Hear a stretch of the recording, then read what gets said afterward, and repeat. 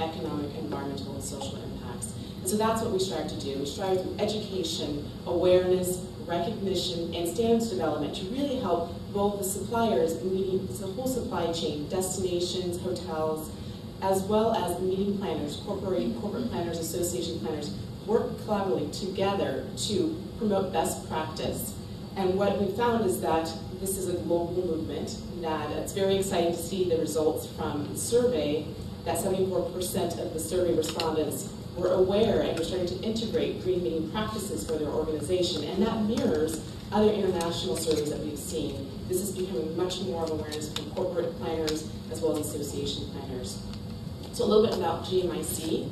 Our mission is to transform the meetings industry, the global meetings industry, through sustainability. So no small task, and we do this, as I mentioned, through a variety of programs. One of the things we strive to do is have recognition and awareness. So we work with IMEX, which is International Meetings Exchange. There's an annual show every year in Frankfurt, one of the largest international trade shows in the world, and we work to partner and recognize meeting planners for large-scale events and medium-sized events, as well as suppliers that are really modeling sustainable best practice. We also have been focusing the past 3 years to work on developing baseline standards for the meetings industry. So it's APEX ASTM. It's really a collaboration between industry and government, the US EPA, and the meetings industry have been working to create really measurable practices so you really know what is a green meeting from level 1 through 4, and it takes away some of that confusion of how to actually evaluate the ROI of my events. And we've also been working with international standards as well. There's international ISO standards, which is what the Olympics are going to be using, looking at the management process, and global reporting initiative. So those are some of the initiatives that we're focusing on, in addition to making chapters around the world. So I want to talk a little bit about the standards work, because that's been efforts that have been so involved in the past 3 years. These APEX, which they actually changed the name from the green standard to the environmentally sustainable meeting standards. I think they're catching on that green is not always a universal language anymore. We really want to make sure that we're evaluating the full impact and being sensitive to the words and choices that we use. But these standards are very unique in that they have mutual accountability for the meeting organizer and the supplier. So in each one of the areas, there's 9 different areas that comprise the meetings industry. And I want to give context to this because people want to know, how do I actually go about doing this? How do I evaluate? What really is that baseline? There's so many certifications out there. There's things with a hotel. How do I actually, when I put out my RFP, to know what do I compare with this hotel to this hotel to know what they're doing? Well, these are actually taking all of that information and creating that baseline of checklist. And 5 out of the 8 categories are environmentally weighted categories. So look at energy efficiency practices, waste diversion, water conservation, procurement. And then there's also 2 policy-related questions. What is your sustainability policy? You shall have this.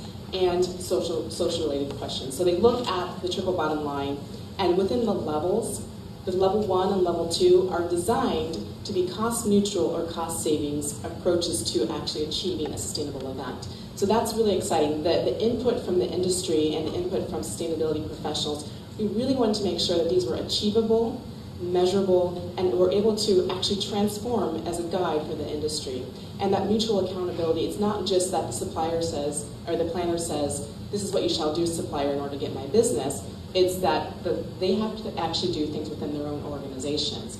And we're seeing a large shift and pull towards actually making organizations that are looking to actually evaluate their sustainable performance. So let's just take a look at an example. Meetings have the potential to be catalysts for change. And I think many of you are aware of a pretty large-scale event that happened last year in Copenhagen, the Council of Parties, COP15. And while politically it may not have had the successful results that we were seeking globally, but for that destination, how that event was planned and designed had transformative power.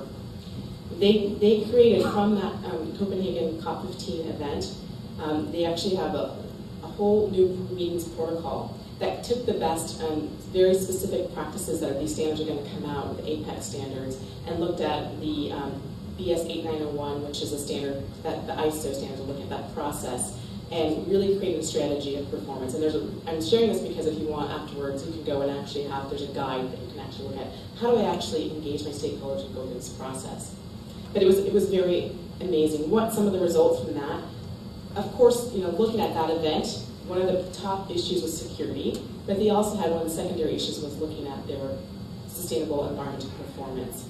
And that involved looking at making sure that their carbon offset, the delegates' carbon emissions were offset.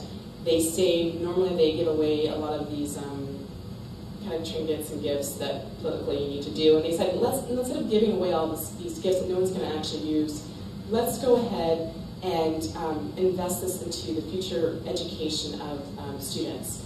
And so they took that from the college funds and they created scholarship programs, really looking at holistically how do you actually make this event be a catalyst of change. There's some key elements from that report. In order to have a sustainable event, they need leadership and vision, they need defined, measurable objectives that you can track, and engagement of stakeholders, integration into your practices, and transparency reporting. So I just want to share a couple of the quick case studies of what I'm seeing in terms of corporate events and how they're integrating into their organizations. So Disney is actually really looking at an integrated approach, taking the whole power of the Disney brand and looking at, you can't really see this really clear, but it's looking at, they've engaged their employees with travel and their internal practices and now meetings and events. And they're really making it exciting and putting the Disney power. They've done public service announcements and had Regis and Kelly talk to their employees and say, here's what you should reuse your water bottle. And so what I'm really excited about is that they're really showcasing how it's going to be not just the external efforts, but also internally engaging their employees into their practices. Intel recently won an award at IMEX for this, their designer forum that really engaged their attendees, and they had some very specific measurable tracking elements from this event, but they also made it fun. One of the best case studies that I've seen is Oracle. Oracle has their annual Open World Conference in San Francisco every year. It's a 40,000 person event, and because they're in the same city and it's a very sustainable destination, they're able to track and increase the performance of their event. They have, of course, awareness on their website. They've looked at strategy. They have partner engagement strategy. They've defined their event scope. They really looked at influencing the supply chain.